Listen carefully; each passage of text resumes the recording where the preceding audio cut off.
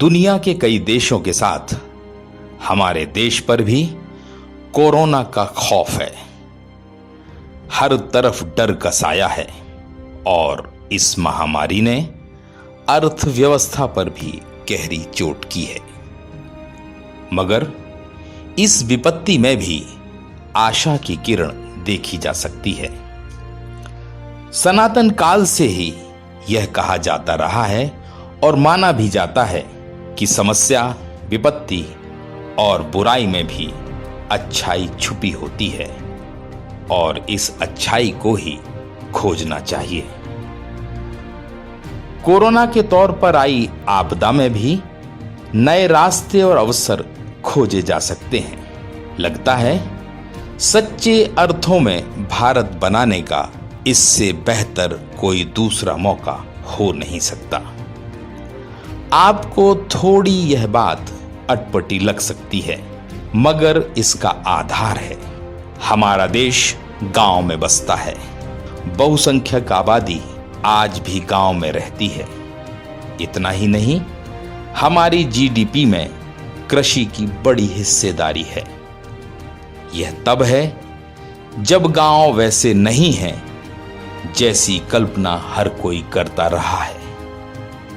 महात्मा गांधी हों, विनोबा भावे रहे हों अथवा पंडित दीनदयाल उपाध्याय, सभी ने गांव को आर्थिक रूप से सबल बनाने की बात कही है, क्योंकि गांव की अर्थव्यवस्था को मजबूत करके हम देश की अर्थव्यवस्था को कहीं ज्यादा मजबूत और स्थायी बना सकते हैं।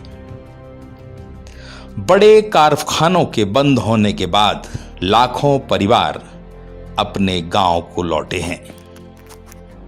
जो परिवार अपने गांव को लौटे हैं, उनमें रोजगार का भरोसा दिलाकर और नई उम्मीद जगाकर गांव में रोके जाने के प्रयास किए जाना चाहिए।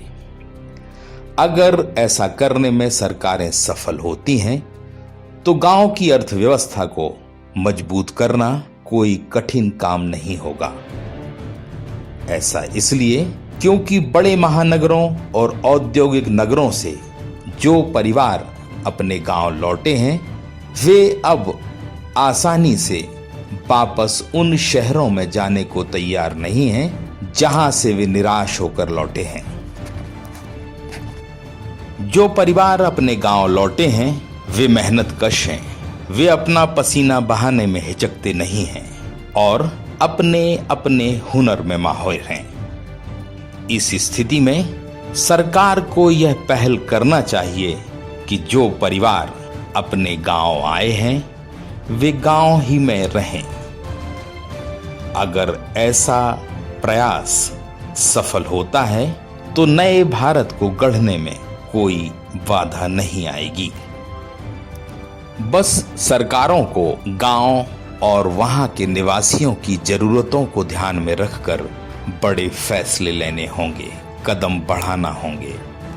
परंपरागत खेती के साथ नकदी वाली फसलों को प्रोत्साहित करना होगा। कुटीर उद्योग को बढ़ावा देना होगा। पशुपालन को नए आयाम देने होंगे। फूड प्रोसेसिंग जैसे कामों को बढ़ावा देना होगा। इस प्रक्रिया में समय लग सकता है, मगर असंभव तो नहीं है। इसलिए सरकार के सामने नए भारत के निर्माण का नया रास्ता खुला है। क्या वास्तव में कोरोना के चलते बदले हालात में नए भारत का सपना पूरा किया जा सकेगा?